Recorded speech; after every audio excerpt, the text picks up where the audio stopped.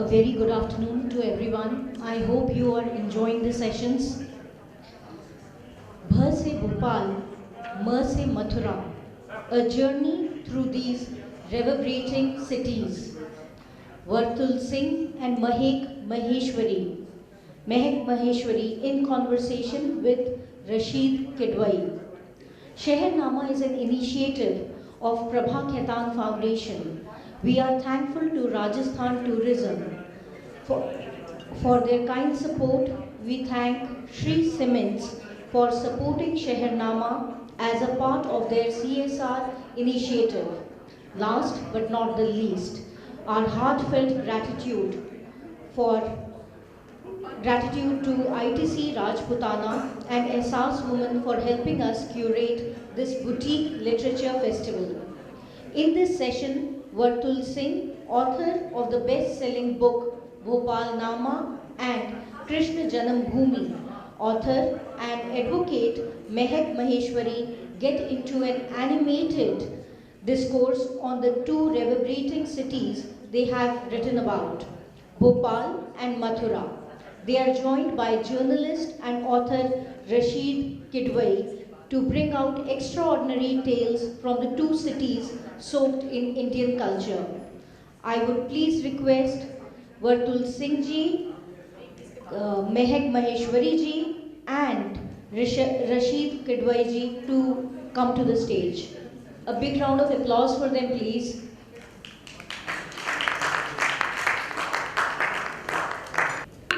It gives me a great delight and pleasure to introduce two of my friends. Introduction has already been given.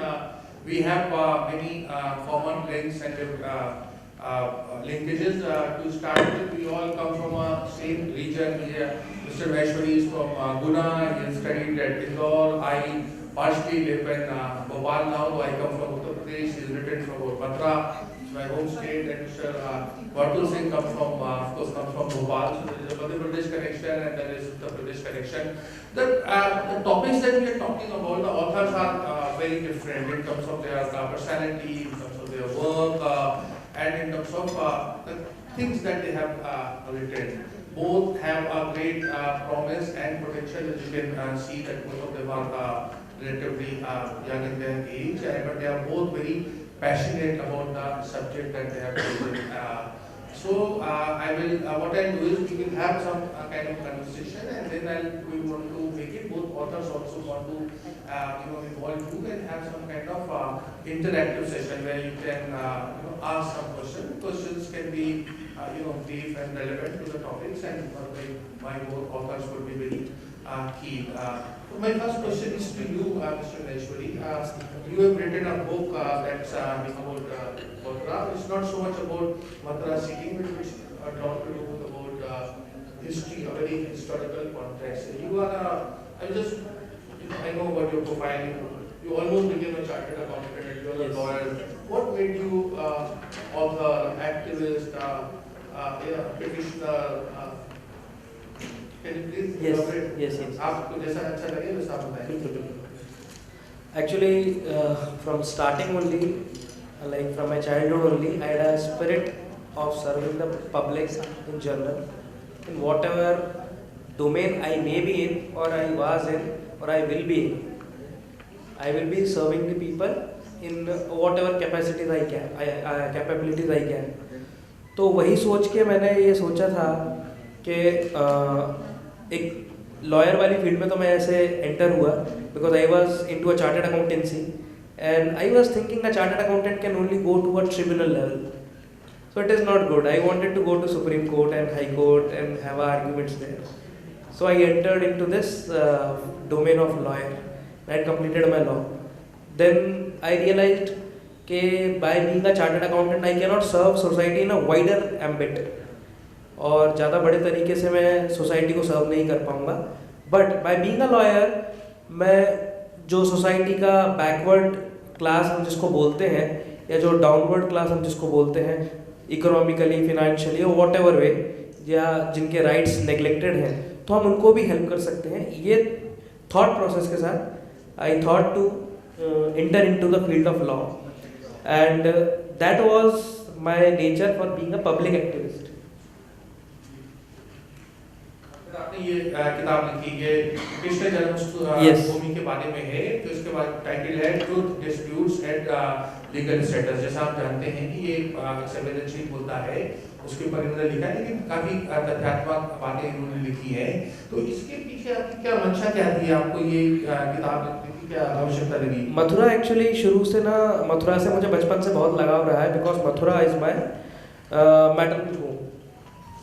तो मथुरा में बचपन से जाता था, तो मैं जब बचपन से देखता था कि यहाँ पे कृष्ण जन्मभूमि है, यहाँ यमुना जी बह रही है, तो एक नेचुरल अफेक्शन है। टिल डेट मेरा मेंटल स्टेटस जो है, मैं कितना भी स्ट्रेस में हूँ, कितना भी एंग्जाइटी में हूँ, as soon as I enter Mathura सब गायब हो जाता है मेरे अंदर से।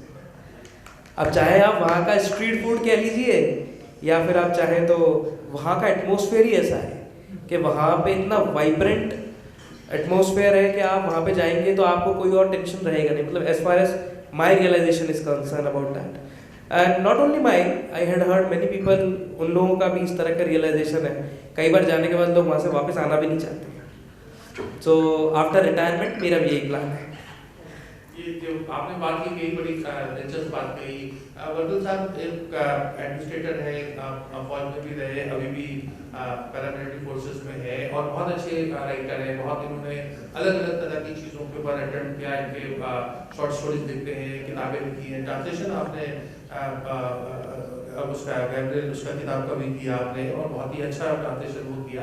आप भी एक शहर से बहुत ज़्यादा, जैसे आपने मथुरा का जिक्र किया, उसके पानी से आपको भोपाल में आपको बड़ा रस आया, आपको बड़ा वहाँ अच्छा लगा। मैंने इनकी किताब देखी, और आप लोगों से भी मैं निवेदन करूँगा वो किताब जरूर देखें, भोपालनामा।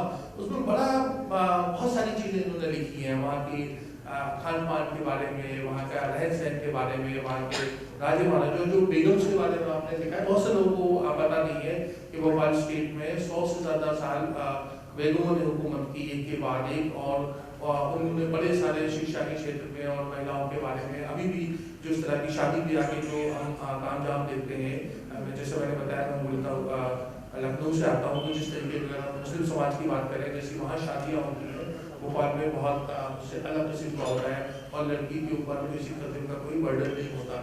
तो आपको क्या भोपाल में ऐसी कौन सी चीज़ें आपको लगी जो आपको भोपालनामा लिखने बैठ गए?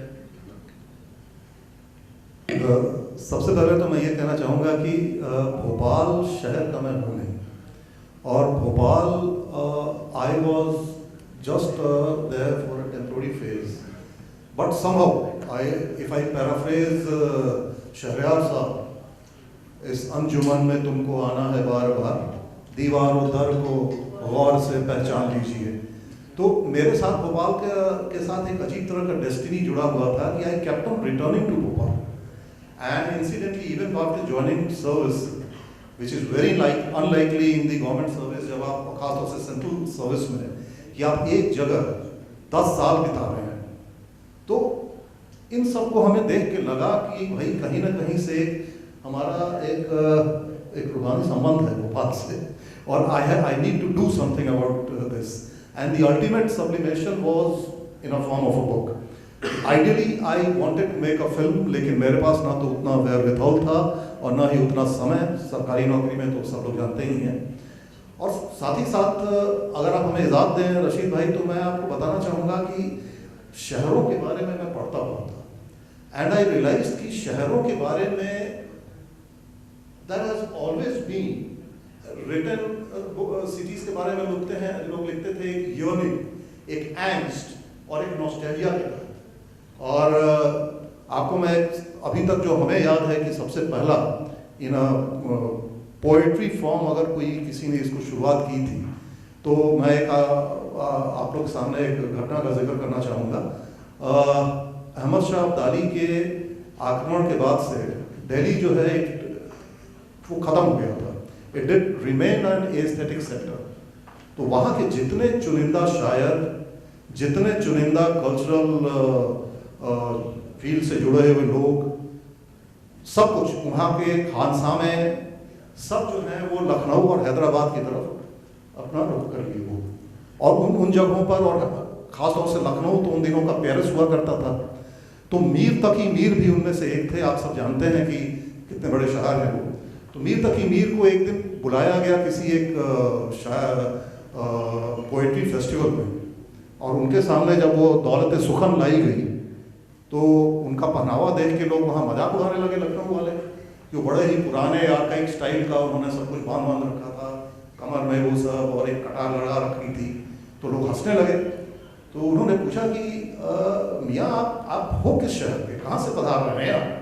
तो उन्होंने बैठे बैठे एक शेर बनाया, वो कुछ इस तरह का था कि क्या बूद व बाश पूछो हो पूरब के साकिनों, हमको गरीब जानकर हंस हंस पुकार कर, दिल्ली जो एक शहर था आलम में इंतखाब, रहते थे मुंतखब ही जहां रोजगार के, उसको फलक ने लूट के वीरा कर दिया, हम रहने वाले हैं उसी उजड़े दयार के। तो मैंने जब उसको पढ़ा तो देन आई रियलाइज कि इट शुड बी द था, इट शुड बी है। और महेश्वर दयाल साहब ने फिर बाद में किताब लिखी, दिल्ली जो एक शहर है। सो विद भोपाल नामा, कमिंग बैक टू, मेरी आदत है मैं काफ़ी घूम घाम के पहुँचता हूँ अपने उसमें, तो coming back to that point कि भोपाल नामा में I wanted to bring that presentness and not the nostalgia, because nostalgia word itself denotes a lot of sadness and your एक तरह की आपकी नपुंसकता को वो व्यक्त करता है, where you are not able to do anything. But Bhopal had a very different potential and a different kind of everything. Secondly, एक मिनट और लूँगा. Secondly, आपने बोल ही दिया कि overwhelming, मेरा जो एक one of the very important points why I wanted to write was that, जिसका कि मेरी किताब का सबसे अहम हिस्सा भी है, वो the age of matriarchy in an era of anarchy. मैट्रियार्की वहाँ पे ऐसा था कि हमने 5 बेगमात का तो की बात की है, 4 बेगमात को सब लोग जानते हैं जिन्होंने 150 साल के लगभग जो है भोपाल को रूल किया, और वो भी उस समय वो एक पठान स्टेट था, और आज हम पठानों का इस समय का हम तालिबान की हालत देख रहे हैं। लेकिन आप कल्पना करें कि आज से 150 साल पहले and they ruled it with iron fist, और उससे पहले भी सब मेरा मानना रहा है कि central region of India have always produced some very dynamic and extraordinary women rulers. रानी कमलावती की तरह, रानी दुर्गावती, और अगर आप रानी झांसी को भी शामिल कर लें उसमें, और आज भी आप खुद ही कह रहे हैं, आज भी जो है वो भोपाल की लड़कियों में एक जो तेज तर्रार होने का और एक जो वो होता है एक डोमिनेटिंग नेचर, वो आप कहीं ना कहीं से लिंक कर सकते हैं एक era of matriarchy को भी। आपकी पत्नी की और मेरी पत्नी भी इंसिडेंटली भोपाल की है। Thank you. बड़ा अच्छा आपने बताया कि आपने थोड़ा बहुत, मैंने देखा आपकी किताब में आपने इतिहास का भी वर्णन किया है, इतिहास के बहुत, आपको क्या लगता है कि जिस शासक वर्ग की तरफ मैंने इशारा किया, अगर उसमें होता नहीं, लेकिन अगर जिस तरह से वहाँ हुआ कि महिलाओं को भी शासक वर्ग में शामिल नहीं और हुकूमत की, वहाँ उस तरह के एक ऐसे टकराव वाली बातें नहीं हुई, और जो आपने जिन चीज़ों का जिक्र किया है, आप कुछ लोगों की हो सकता है यहाँ बैठे हुए भी जिज्ञासा होती है कि मुद्दे थोड़े संवेदनशील है, इसके पीछे आपकी मतलब क्या मंशा क्या है? मतलब कुछ लोगों को लगता है कि पुरानी बातें 200 साल 300 साल 400 साल पुरानी वाली बातों को वो करना, जैसे लोग ऐसा चल रहा है वही चलने दें, क्यों बदले, या उससे समाज में कुछ लोग ऐसा समझते हैं, माफ करिएगा मैं कह रहा हूँ कि एक तरीके से कन्फ्रंटेशन की बात होती है। क्या आपका नजरिया इससे थोड़ा अलग है? आपकी क्या सोच है? एक्चुअली जब ये मैं बुक लिख रहा था, मैंने इवन बुक में ये लिखा भी है ऑथर्स नोट में कि आप इसको खुद पढ़िए और समझिए कि क्या एक्चुअल में होना चाहिए था मथुरा में। और एक्चुअली जो मथुरा है वो शुरू से इंक्लूसिव रहा है। आप even archaeological survey of India के भी सर्वेज में देखेंगे, या आप वहाँ के म्यूजियम में जाके देखेंगे, तो मथुरा की हिस्ट्री ना डेट बैक ही नहीं की जा सकती है। आप दूसरे शहरों में जाएंगे तो आपको पता पड़ेगा कि भाई एक पॉइंट ऑफ टाइम पे उसका ओरिजिन है, बट मथुरा में वो ओरिजिन ही नहीं मिल रहा है आपको। वो आपको वहाँ पे सिखिज्म, जैनिज्म, बुद्धिज्म, इस्लाम, हिंदुइज्म सब ने प्रॉपरली खूब समय तक रूल किया है, लंबे समय तक, और सबके आपको वहाँ पे रूइंस मिलेंगे।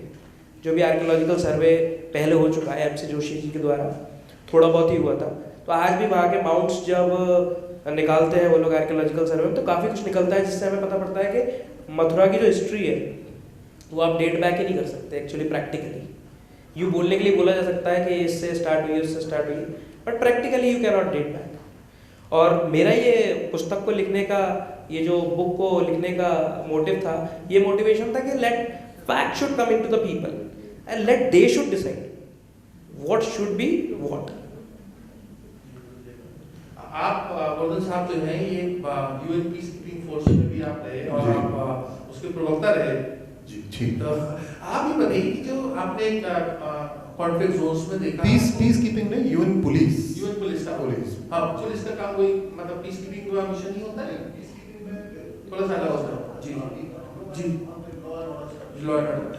आप इसके बारे में आपका क्या मतलब, एक लेखक होने के, संवेदनशील व्यक्ति होने के नाते, एक एडमिनिस्ट्रेटर होने के नाते आपका क्या इसके बारे में नजरिया, कि जो इतिहास में बड़े सारे जो अध्याय ऐसे होते हैं जो विवादास्पद होते हैं, कंट्रोवर्शियल होते हैं, जहाँ एग्रेशन होता है, ओवरसाइट होता है, इसमें उसके बाद समय के साथ गुजरने के बाद इसके पीछे क्या नजरिया होना चाहिए देश और समाज का? आपने इस सवाल की शुरुआत की थी मेरे पीस कीपिंग यूएन पुलिस होने की, तो मैं आपको बताऊं कि मैंने एक उपन्यास लिखा है जिसका नाम है एक गुना बेखुदी। गालिब के शेर पे है ये कि मैं से गरज नशात किस रुए से यार को।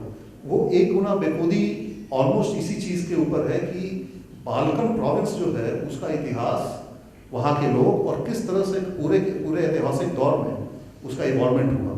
और 3 शहर को लेकर है वो भी, स्कॉपिये, प्रिस्टीना जहाँ मैं था, और आपका स्कॉपिये, प्रिस्टीना and Kosovo, capital of country of this thing. तो मेरा जो मानना ये रहता है हमेशा कि हिस्टोरिकल कॉन्टेक्स्ट में अगर जो कंट्रोवर्शियल चीज़ें हैं, we should go back to the archaeological and the empirical studies that is being conducted and everybody should be. जैसे मैं आपको एक एग्जांपल बता रहा हूँ कि अभी भी भोपाल को लेकर मेरा एक चैप्टर है उसमें, मैं इसको इस कॉन्टेक्स्ट से भी डिस्क्राइब करना चाहूँगा कि एक बहुत बड़ा एक तबका है जो ये बोलना चाहता है कि वो राजा भोज की नगरी थी और वो पठानों के उस 300 साल के इतिहास को नेस्तनाबूद कर देना चाहता है, लगभग उसको इतिहास के पन्ने से बिल्कुल हटा देना चाहता है। लेकिन भाई राजा भोज से उसका कुछ लेना देना ही नहीं था। राजा भोज जो थे, ही वॉज प्रीडोमिनेंटली, भोपाल के साथ सबसे बड़ी बदकिस्मती ये रही है कि जो आपको अभी स्मिता जी यहाँ नहीं है, वो बताएंगी अभी आपको अपने नेक्स्ट सेशन में, कि वो it has always been overshadowed by the overarching presence of Malwa region. You know it's aesthetics, it's, और हम लोग मालवा रीजन के बारे में बात करते हैं लेकिन भोपाल के बारे में कभी नहीं। तो राजा भोज धार और मालवा के राजा थे और वो पेरिफेरल में उनका हस्तक्षेप था।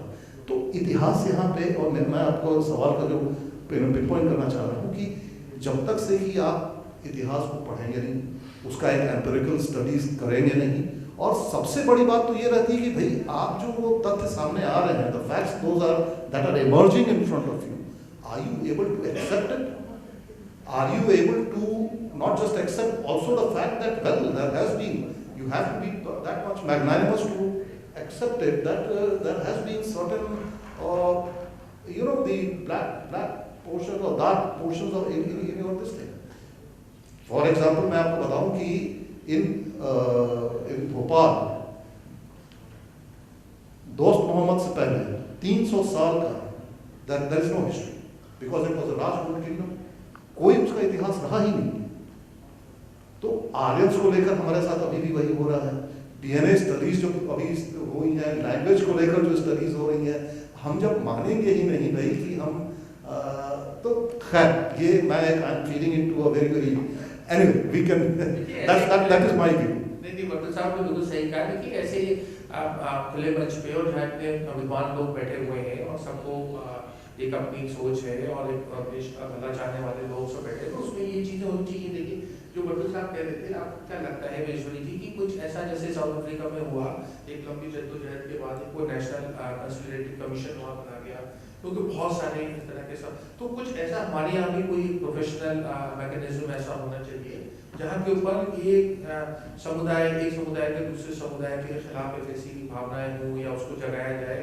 इससे हट के हम थोड़ा एक ऐसा सोचें जो इतिहास के जो इतने उतार चढ़ाव है, उतार चढ़ाव को दर्ज किया जाए और एक जहाँ पर एक माना जाए कि नहीं यहाँ के ऊपर ऐसा हुआ, लेकिन बदलने की का एक जो होता है, जो बदलने का कभी कभी ऐसा लगता है कि एक दिगोपोती हो रही है, क्योंकि इतिहास बदला नहीं जा सकता उस तरीके से। और जो हम जिस क्षेत्र में बैठे हैं, यहाँ का भी बड़ा जयपुर जो पूरा राजस्थान का जो पुराना में पास में मेवाड़ है, उसका अपने इतिहास बैठे हुए पुरोहित साहब ने पूरा किताब लिखी गई है। तो तमाम चीज़ें होती हैं, तो उन सब चीज़ों को तो बदला नहीं जा सकता, लेकिन उसका एक तथ्यात्मक जैसा पुरोहित जी ने लिखा है उसकी चर्चा की जाती है। आपका इसमें क्या मत है? जी, मैं भी इसी बात पे सहमत हूँ, क्योंकि मैंने भी अपनी पुस्तक में इसी चीज़ को दर्शाया है कि भाई जब आर्कियोलॉजिकल सर्वे ऑफ इंडिया ने उसमें कई पहले कुछ सर्वे करे हुए हैं, और आप देखेंगे तो काफ़ी सारे उसमें हिस्ट्री में भी डेट बैक में जाएंगे तो काफ़ी सारे उसमें क्लियर दिखा हुआ है डिमार्केशन के, जैसे इतना बुद्धिस्ट भी थे, जैनिज्म भी था, इस्लाम भी था। तो जब ये हमारे सामने क्लियर है तो उसमें अब कोई चेंज नहीं होना चाहिए। और इसके लिए मतलब मैं भी ये चाहूँगा कि गवर्नमेंट ऑफ इंडिया इस पर कुछ एक कमेटी सेटअप करे या फिर कुछ एक स्पेशल ब्रांच सेटअप करे कि जो इसको पूरी तरह डिनोट करे और एक प्रॉपर पब्लिक में भी इसको फ्लोट करे। वैसे जी एक आपसे व्यक्तिगत सवाल पूछूं जी, आपका आप सुब्रमण्यम स्वामी का आपके ऊपर कितना असर है? आपने उनके साथ फ्रेंडशिप की, आपको उन्होंने कितना इन्फ्लुएंस किया? क्या आपके स्वामी का भी बड़ा दिलचस्प, मैंने 1970 के बाद से उनको देखा है, हमेशा वो कभी ना कभी मतलब एक विरोधी की मुद्रा में आते हैं, जो किसके साथ होते हैं वो बुलाते साथ नहीं रहते, फिर उसके उतने ही जोर शोर से उसके विरोधी हो जाते हैं। मेरे ऊपर उनका एक इन्फ्लुएंस जरूर रहा है, और वो अच्छा इन्फ्लुएंस है, मैं ऐसा मानता हूँ। दैट इज स्ट्रेट फॉरवर्डनेस, जो है एकदम स्ट्रेट फॉरवर्ड बोलना, क्योंकि उससे क्या होता है चीज़ें हमेशा सबके लिए क्लियर रहती हैं।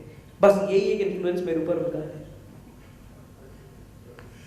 Coming back to your work and this thing, आपको क्या एक भोपाल के बारे में आपकी कई चीजें उसमें मैंने देखी, आपने जिक्र किया है, वहाँ की कुछ एक नेगेटिव चीजें भी आपको महसूस भी होगी, जैसे उस तरह का आर्थिक या औद्योगिक विकास वहाँ के ऊपर नहीं हुआ। एक कई लोगों ने दिखाया, आपने भी वहाँ पर एक वो कहलाती थी, काहिलों की जमात कहलाती थी।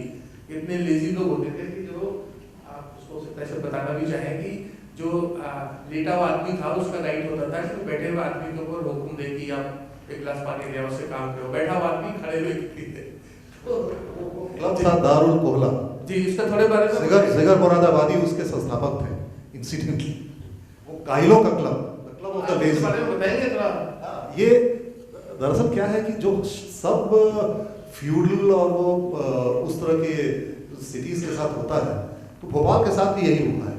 और भोपाल का जो कल्चर रहा है उसमें हमने पहले आपको बताया कि मर्दों का जो योगदान है वो नील बटा सन्नाटा है, और उनको सचमुच हम तो देखते आ रहे हैं कि सिकंदर बेगम की का बारे में एक बार एक कहावत थी कि उन्होंने जब अपनी बेटी शाहजहां बेगम, जो बड़ी खूबसूरत थी और थोड़ी मंचली भी थी, तो उनका किसी एक उससे कोई लव अफेयर सपोजिटली हो गया।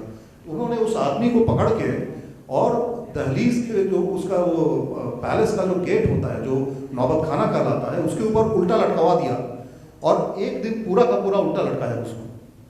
तो इस तरह का वो वहाँ का पूरा रहा है भोपाल के बारे में।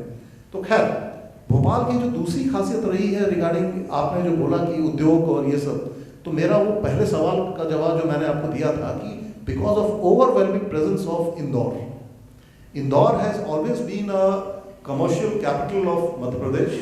और मेरा एक चैप्टर है उसमें भोपाल नामा में, जिसमें कि एक शहर है भोपाल के बगल में, सबब है बैरागढ़। तो Bairagarh was predominantly the refugee Sindhi settlement and which developed immensely. तो मैंने उसको कंपेयर किया था, अगर आपको याद होगा वो एक साहब बीबी और गुलाम फिल्म, तो उसमें दो कैरेक्टर हैं, एक वहीदा रहमान है और एक मीना कुमारी। तो मैंने वहीदा रहमान को रखा था वो कैरेक्टर जो बैरागढ़ है, और मीना कुमारी जो है वो भोपाल। तो that summarises the entire cultural ethos of Bhopal. और थर्ड आपका जो पॉइंट था कि भोपाल अभी भी अधिकारियों का शहर है, तो मैं समझता हूँ कि उसको ऐसे ही रहना भी चाहिए। उससे दो वजह होती है, एक तो एक बहुत अच्छा एक शहर, रिहायशी शहर हो जाता है वो, और लोग पोस्ट रिटायरमेंट भी आके बच सकते हैं, और जिनको की और खूबसूरत शहर हिल्स का है और सब कुछ है। और आपका क्या सवाल था, मैं भूल गया उसके बाद आप पूछिए। अच्छा, दूसरा चीज़ मैं यहाँ पे अभी सुन रहा था अपने फैजल साहब अलकाजी साहब को, तो मैं अभी इस फोरम में उसको मैं रिकॉर्ड करना चाहूँगा कि उन्होंने कहा था कि ऐसा कोई शहर नहीं है, ऐसा कोई सिविलाइजेशन नहीं है जो कि झील के पास बसा है या झील का उससे कोई संबंध रहा है। आपसे जब बात हो रही थी संदीप जी, तो मैं यही कहना चाहूँगा कि भोपाल इस मामले में एक बहुत बड़ा फॉल्ट है। It's an exception to the rule because झील ही है जो कि उसकी जान है, झील ही है जो उसका इसेंस है। तो और यहाँ मैं देख रहा हूँ बहुत से यंगस्टर्स भी बैठे हुए हैं, युवा। देखिए क्या होता है कि बहुत जैसा यहाँ पर जितने लेखक हैं सबने शहरों के बारे में रिसर्च की और बहुत से रिसर्च टॉपिक होते हैं। जैसे अभी आप भोपाल के संदर्भ में बैरागढ़ की बात आप कर रहे थे, वहाँ मुझे बड़े एक दिलचस्प चीज़ नजर आई, दिलचस्प भी और बड़ी मेरे मन के ऊपर उसका असर भी हुआ कि वहाँ के ऊपर एक क्रिश्चियन सेमेट्री है। तो वो वहाँ जब मैं उस कब्रिस्तान में गया तो पता चला कि वहाँ पर देखा मैंने बहुत सी खबरें हैं और वो इटालियन सोल्जर्स की है कि वो वर्ल्ड वॉर के समय आए थे प्रिजनर ऑफ वॉर बन के, और उस समय वहाँ वो कॉलोना ऐसा कुछ फैला और उसमें वो सब के सब लोग वहाँ पर खत्म हो गए। एवरेज एज 27 साल की होगी उन फौजियों की। अब वो देख के तो किसी को रिसर्च करनी चाहिए कि वो कहाँ से, सोचिए कहाँ से इटली से वो लोग आए, लड़ाई लड़ने कहाँ पे। वो दरअसल बैरागढ़ को उन दिनों PO prisoners of war camp declare जी, प्रिजनर ऑफ वॉर कैंप, तो उस समय वो उसी वजह से वो था। उसका इतिहास भी लिखा जाने के लिए और इसमें मुझे लगता है कि अंतर्राष्ट्रीय संस्थानों को भी थोड़ा बहुत योगदान देना चाहिए ताकि उन चीज़ों को हम दूसरे लोगों तक पहुंचा सकें।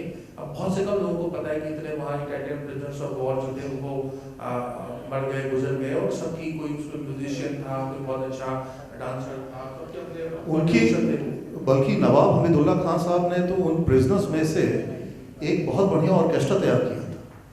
वो जो है वो ऑर्केस्ट्रा पार्टी जो थी उनकी, वो सब म्यूजिशियंस थे जिनको कि आपने म्यूजिशियंस का नाम लिया तो हमें याद आ गया। और एक चीज़ और मैं यहाँ पे इंगित करना चाहूँगा कि which has been a very idiosyncratic aspect of Bhopal, that Bhopal has a very unique French connection.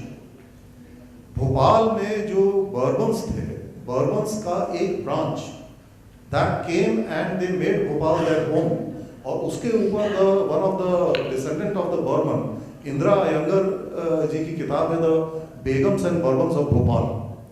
और अभी भी जो फ्लाई द रूल्स जो आप देखते हैं डिज़ाइन भोपाल के चारों उसमें, तो that has a connect with the French architecture as well. तो इस पे भी मैं आपको बताना चाह रहा था। वैसे सब अब आपका क्या इरादा है, आपके और क्या प्रोजेक्ट है? मथुरा के बारे में आपने किताब लिखी, लेकिन मुझे लगता है कि मथुरा का जो धार्मिक महत्व है उसके साथ साथ और भी उसकी जो पूरी एक विरासत है, जो धरोहर है, वो उसके बारे में भी थोड़ा हाईलाइट होना चाहिए। मैं वैसे पूर्व राष्ट्रपति जाकिर हुसैन के वर्ड्स पढ़ रहा था, उन्होंने जाकिर साहब ने अपनी दिलचस्प बात की। उन्होंने लिखा कि वो उनके पूर्वज अफगानिस्तान से आए थे, तो उनके वो पठान वो थे और बड़ा उनके यहाँ झगड़ा और लड़ाई झगड़े बहुत होते थे, मारपीट और हर चीज़ में जो था ना, तलवार निकालना, चाकूबाजी, ये सब की घटनाएं होती थी। तो उनसे कहा गया कि आप ऐसी जगह जाके रहें जहाँ की ज़मीन में थोड़ी ठंडक हो, मतलब इंसान के उसके। और वो फिर मथुरा के पास की जो जगह है वो कायमगंज जो कहलाता है फर्रुखाबाद में, वहाँ आके वो लोग सेटल हुए। तो उनसे कहा गया कि मथुरा के ब्राह्मण समाज के साथ में आप रहिए तो आपके मिजाज में थोड़ा सा ठहराव आएगा। ये आपको लगता है कि ये ठहराव वाली बात? जी बिल्कुल लगता है। मथुरा के पास जो वृंदावन नाम की जगह है, आपने तानसेन जी के बारे में सुना होगा, फेमस म्यूजिशियन। तो तानसेन जी कई बार उस समय के एक स्पिरिचुअलिस्ट है गोविंद स्वामी जी, जो वृंदावन में गोवर्धन में वास करते थे। तो तानसेन जी कई बार वहाँ जाते थे और उनसे म्यूज़िक सीख के आते थे। तो तानसेन जी का जो म्यूज़िक है, कहीं ना कहीं उसमें वृंदावन की खनक है कि आज वो पूरे जग को रिझाती है। तो ये वृंदावन की मिट्टी और ये मथुरा की मिट्टी का महत्व है, ये उसकी शक्ति है।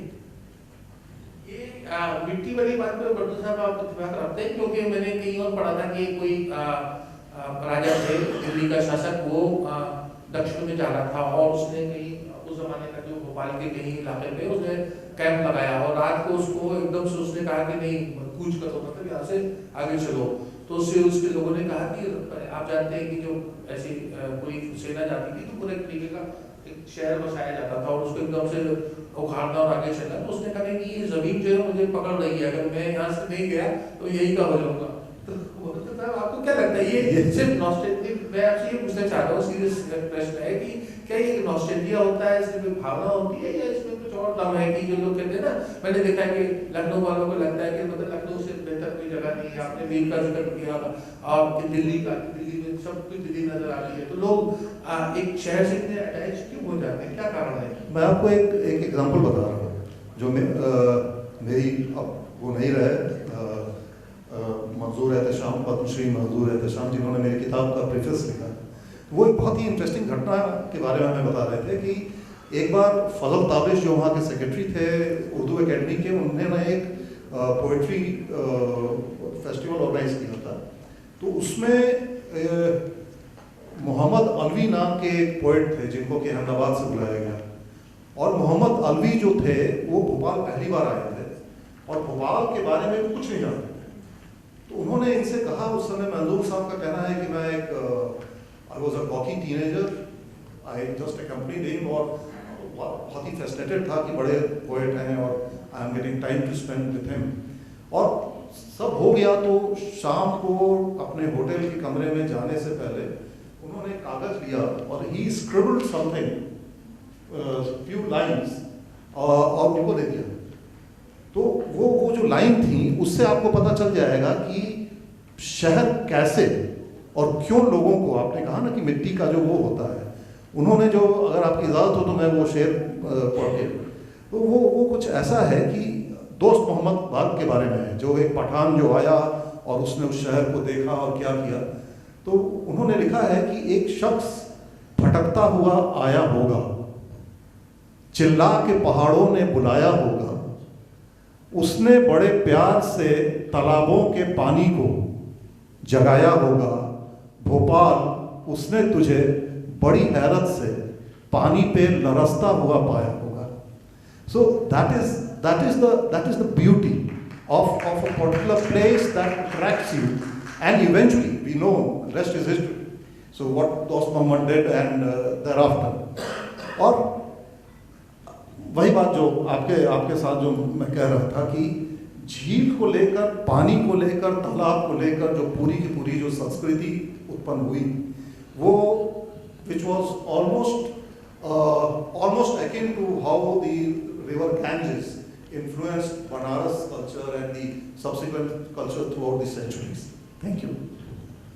मित्रों, जैसा आप देख रहे हैं कि हमारे दोनों लेखक बहुत ही प्रतिभावान और उनको कहने का एक अंदाजा बयान भी बहुत अच्छा है। बहुत सारी बातें उन्होंने बताई और हम बहुत सारी बातें और भी कर सकते हैं, लेकिन समय का अभाव है। तो मेरी आपसे गुजारिश रहेगी कि दोनों लोगों से आप अगर कोई प्रश्न पूछना चाहें तो बिल्कुल प्रश्न पूछें। एक इधर कौशिक साहब आप पूछिए। मैं आपसे पूछूंगा,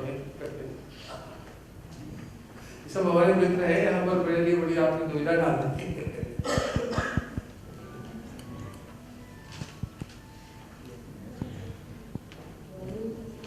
जी आप पूछ रहे थे कुछ? जी प्रश्न करना चाहेंगे आपसे। एक्चुअली आप तीनों लोगों से मेरा कनेक्शन पूरा लग रहा है, क्योंकि मैं आगरा में बॉर्न हूँ और इंदौर में रहती हूँ, भोपाल रहने का अवसर भी मिला, लखनऊ से पढ़ी हूँ, फुल कनेक्शन है what I am feeling right now. प्रश्न दोनों से है हमारा। एक तो आपने जो बताया कि भोपाल के बारे में डॉक्यूमेंटेड नहीं है चीज़ें, कि भोपाल का ओरिजिन कैसे था और कहाँ से था, जो आप बता रहे थे, वो ऐसा क्यों हुआ, व्हाई इट्स नॉट डॉक्यूमेंटेड? क्योंकि काफ़ी रिसर्च की जाती है और चीज़ें डॉक्यूमेंट की जाती हैं और शहरों के बारे में भी की जाती हैं, और क्योंकि इतिहास तो बहुत ज़्यादा है, आप भोजपुर जाके देखें, वहाँ पर या आसपास भीम घटिका है, बहुत इतिहास है, माइथोलॉजी है वहाँ पर और काफ़ी चीज़ें। और जो आपने बताया कि बेगमों का शहर है, तो मुमताज़ जी हैं वहाँ पर, बेगमों के ऊपर शो ही करते हैं, पूरे प्रोग्रेसिव शहर है नो डाउट। तो डॉक्यूमेंट क्यों नहीं किया, एक प्रश्न आपसे है। और आपसे मैं कहना चाहूँगी, आपने कहा कि मैंने इस किताब में सारे तथ्य लिख के दे दिए हैं, अब लोगों को सोचने देते हैं कि उनको इसका क्या करना है। यानी आपने सारे हथियार दे दिए उनको, किसको कैसे क्या चलाना है, तलवार छुरी उनको चलाने दें, ऐसा। जी तो आप शुरू कर सकते हैं। जी मैं बोलूँ। अच्छा, जहाँ तक आपने कहा कि वो डॉक्यूमेंटेड क्यों नहीं है, तो मैंने अपनी किताब में लिखा है, मैंने ये लिखा है कि और उस वहाँ पे मैंने बेगमात की तारीफ नहीं की है, वहाँ मैंने ये लिखा है कि वो लोग जब भी तारीख इतिहास के बारे में लिखते थे तो वो खाली एक अपने बारे में उन्होंने क्या किया और क्या नहीं किया, कोई इंटरेस्ट उनको नहीं था कि उस जहाँ उन्होंने 300 साल तक रूल किया उसका उससे पहले का पास्ट क्या था। इट वॉज अ ब्रिटिश जिसने कि पहली बार भीम बैठका केव डिस्कवर किया, और मेरी किताब में एक बहुत बड़ा चैप्टर है आशापुरी कॉम्प्लेक्स के बारे में, जहाँ पे कि जो कि it came as a surprise to me also.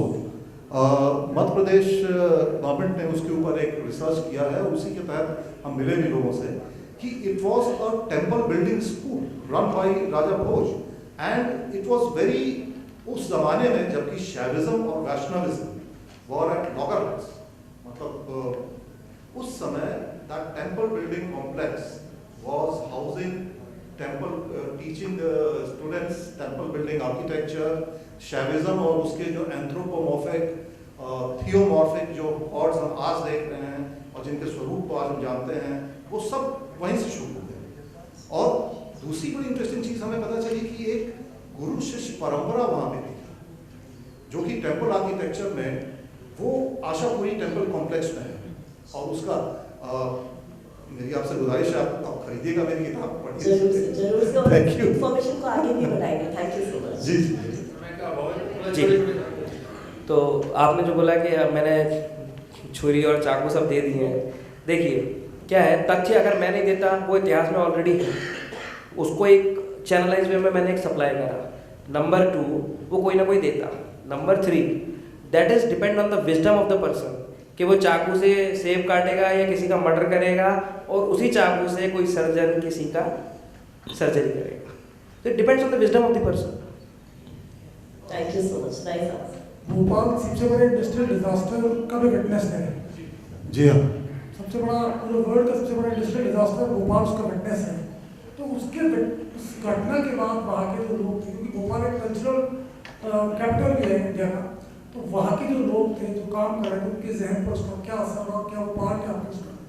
बहुत बढ़िया सवाल है संदीप जी। मैंने पूरा चैप्टर डिवोट किया है इसके ऊपर, और अगर आप भोपाल जाएंगे तो वहाँ पे एक इकबाल पार्क नाम की जगह है, आप जाएं, और वहाँ पे एक आर्किटेक्चर है जो कि ये जो हमारे ख्याल से ही is one of the greatest painter and founders of the Roopankar wing of Bharat Bhavan, J Swaminathan साहब की वहाँ पे एक स्कल्पचर है जिसका कि जो कि Shaheen, it denotes a Shaheen eagle, और उस पे इकबाल साहब का शाहीन को लेकर वहाँ पे शेर लिखा हुआ है।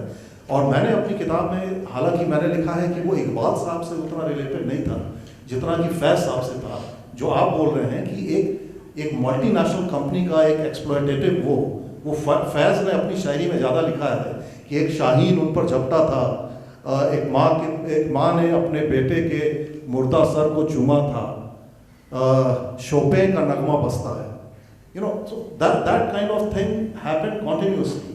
फिल्में बनी हैं, डॉक्यूमेंट्रीज बने हैं, भारत भवन में पेंटिंग एग्जीबिशंस हुए हैं उन बच्चों के का जो कि उससे पूरे के पूरे वो उनके जो फियर और उनके डर और उनके जो एक सब कुछ जो उन्होंने मैनिफेस्ट किया है अपनी पेंटिंग में, तो काफ़ी काम हुआ है और हो भी रहा है।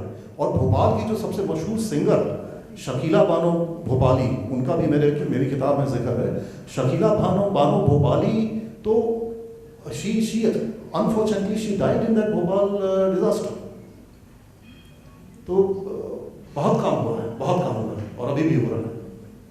जी प्रश्न पूछ रहे थे बिल्कुल जी एक सवाल है मेरा आपसे। आप बड़ी देर से मुझे देख रहे हैं, मैं वही हूँ, आपके वही मित्र हूँ पुराने वाले, नरेंद्र कौशिक। ओहो देखिए बहुत दिन बाद मिल रहे हैं। जी माफ कीजिएगा जी। और मुझे एक चीज आप दोनों से पूछनी है। जैसे दिल्ली को हम लोग जनरली कहते हैं कि दिल्ली का मतलब है केओस, दिल्ली का मतलब है क्राउड, दिल्ली का मतलब है पंजाबी कल्चर। इनफैक्ट एक वो गाना है जो दिल्ली दिल्ली दिल्ली दिल्ली, वो वो बड़ा उसको बड़ा अच्छी तरह से कैरेक्टराइज करता है कि दिल्ली इस तरीके से है। मैं आपसे दोनों से ये जानना चाहता हूँ, आप मथुरा को भी और भोपाल को भी क्या एक लाइन में समअप कर सकते हैं जिस तरह से दिल्ली को किया जाता है कि दिल्ली का मतलब है केओस, दिल्ली का मतलब है ये सारी चीजें, वहाँ पे परेशानी होगी, ये सब होगा, और ऑब्वियसली पंजाबी कल्चर जो है वो डोमिनेट। तो भोपाल और मथुरा को क्या एक लाइन में आप कैरेक्टराइज कर सकते हैं, yes this is the character of the city? जोड़ दूं कि क्या मथुरा को हम हेमावाली से कनेक्ट करें? वो टेम्पररी है, 5 साल कंप्लीट तो चेंज, हम परमानेंट सॉल्यूशन पे बात करते हैं। तो मथुरा को मैं एक लाइन में कैरेक्टराइज करूँ या बोलूँ तो that is city of eternal love. Eternal love.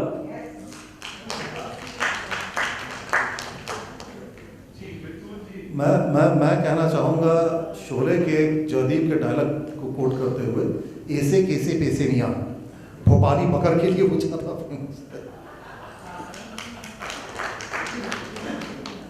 Essence तो खैर बहुत कुछ है। मेरे ख्याल से कोई प्रश्न नहीं है, और बहुत ही एक अच्छा संवाद रहा दोनों से, और समय की पाबंदी को करते हुए दूसरा सेशन शुरू होने वाला है। आप सब लोगों के बनकर मैं बहुत बहुत शुक्रगुजार हूँ, शुक्रिया अदा करूँगा, और दोनों ऐसे लेखकों से आज हमें बातचीत करने का मौका मिला, जो अभी हमें उन्हें बहुत कुछ और भी उनकी किताबें पढ़नी है और काम देखना है।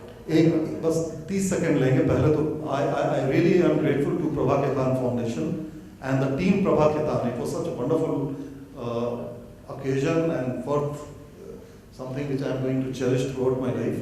And also I need your blessings, best wishes for another project that I am doing for a major publishing house. I've already embarked on that. So since all the connoisseurs are sitting and it pertains to a city, so just request, please keep me in mind, and it'll see the light of the day somewhere in 2024. Thank you very much. Same here. I would also like to thank deeply from my heart to Prabha Khaitan Foundation, and I request every one of you to please visit Vrindavan and stay for 3 days, and Mathura and Vrindavan, and you will experience the eternal love which will flow from that place. And I will also try to now come up with a book summarizing the essence of Vrindavan.